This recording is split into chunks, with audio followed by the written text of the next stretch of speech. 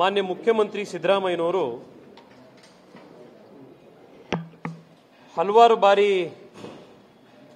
ನನ್ನ ಬಗ್ಗೆ ಮಾತನಾಡ್ತಾ ವೈಯಕ್ತಿಕವಾಗಿ ಅವರು ಇರುವ ಸ್ಥಾನಕ್ಕೆ ಶೋಭೆ ತರದಲ್ಲೇ ಇರುವಂತಹ ಕೆಲವು ವೈಯಕ್ತಿಕ ಟೀಕೆಗಳನ್ನು ಮಾಡ್ತಾ ಇರ್ತಾರೆ. ಈ ಹಿಂದೆ ಕೂಡ ಚುನಾವಣೆ ಸಂದರ್ಭದಲ್ಲಿ ಮಾಡಿದ್ರು. 2 ದಿನಗಳ ಹಿಂದೆ ಕೂಡ ಮತ್ತೆ ಅದೇ ಶಬ್ದವನ್ನು ಬಳಸಿ ಟೀಕೆಯನ್ನು ಮಾಡಿದ್ದಾರೆ. ಪ್ರತಿ ಬಾರಿಯೂ ನನಗೆ ಆಶ್ಚರ್ಯ ಆಗೋದೇನು ಅಂತಂದ್ರೆ,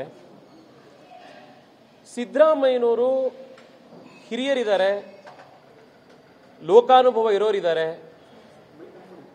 ಆದರೆ ಅವರು ಬಹುಶಃ ಅಮಾವಾಸ್ಯೆಗೂ ಹುಣ್ಣಿಮೆಗೂ ವ್ಯತ್ಯಾಸನೇ ಗೊತ್ತಿಲ್ವೇನೋ, ಅವರಿಗೆ ಹೊರಗಡೆ ಹೋಗೋರು ನೋಡೇ ಇಲ್ವೇನೋ ಅಂತ ಎಷ್ಟೋ ಸತಿ ಭಾಸ ಆಗುತ್ತೆ. ಅಮಾವಾಸ್ಯೆ ದಿವಸನೂ ಸೂರ್ಯ ಇರ್ತಾನೆ, ಹುಣ್ಣಿಮೆ ದಿನನೂ ಸೂರ್ಯ ಇರ್ತಾನೆ. ವರ್ಷದ 365 ದಿನ ಕೂಡ ಪ್ರಕಾಶ ಮಾಡೋದು ಯಾವುದು ಅಂತಂದ್ರೆ ಸೂರ್ಯನೇ. ಅಮಾವಾಸ್ಯೆ ದಿವಸ ಇಲ್ದಲೇ ಇರೋದು ಚಂದ್ರ. ಸಿದ್ದರಾಮಯ್ಯನವರೇ, ಬಹುಶಃ ನೀವು ಈ ಚಂದ್ರನ್ ನೋಡಿ ಪೂಜೆ ಮಾಡುವಂತ ಜನರ ಜೊತೆಗೆ ಜಾಸ್ತಿ ಇದ್ದು ಅಮಾವಾಸ್ಯೆ ಮತ್ತೆ ಹುಣ್ಣಿಮೆಗೆ ಸೂರ್ಯ ಇರೋದಿಲ್ಲ ಅಂತ ಕನ್ಫ್ಯೂಸ್ ಆಗ್ಬಿಟ್ಟಿದ್ದೀನಿ.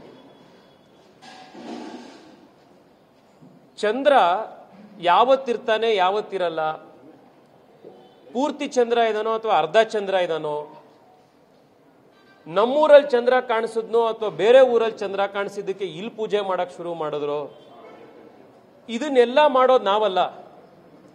ನಮಗೆ ಅಮಾವಾಸ್ಯೆ ದಿವಸನೂ ಲಕ್ಷ್ಮೀ ಪೂಜೆ, ಅವತ್ತು ಸೂರ್ಯ ಇರ್ತಾನೆ.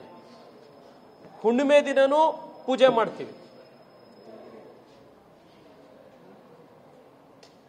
ಈ ಸೂರ್ಯಂಗೂ ಚಂದ್ರಂಗೂ, ಸೂರ್ಯನ ಪೂಜೆ ಮಾಡೋರ್ಗೂ ಚಂದ್ರನ ಪೂಜೆ ಮಾಡೋರ್ಗೂ ವ್ಯತ್ಯಾಸ ತಿಳ್ಕೊಂಡು, ಅಮಾವಾಸ್ಯೆಗೂ ಹುಣ್ಣಿಮೆಗೂ ವ್ಯತ್ಯಾಸ ತಿಳ್ಕೊಂಡು ಮುಂದೆ ಈ ರೀತಿ ಹೇಳಿಕೆಗಳನ್ನು ಕೊಡಿ. ಸೂರ್ಯ ವರ್ಷದ 365 ದಿವಸನೂ ಇರ್ತಾನೆ. ಹುಣ್ಣಿಮೆ ದಿವಸ ಎಷ್ಟು ಪ್ರಕಾಶಮಾನವಾಗಿ ಸೂರ್ಯ ಇರ್ತಾನೋ ಅಷ್ಟೇ ಪ್ರಕಾಶಮಾನವಾಗಿ ಅಮಾವಾಸ್ಯೆ ದಿವಸನೂ ಸೂರ್ಯ ಇರ್ತಾನೆ. ಈ ಒಂದು ಬೇಸಿಕ್ನ ತಾವು ಅರ್ಥ ಮಾಡ್ಕೊಳ್ಳಿ ಅಂತ ಮಾನ್ಯ ಮುಖ್ಯಮಂತ್ರಿಗಳಿಗೆ ನಾನು ಇವತ್ತು ಮನವಿ ಮಾಡ್ತಾ ಇದ್ದೀನಿ.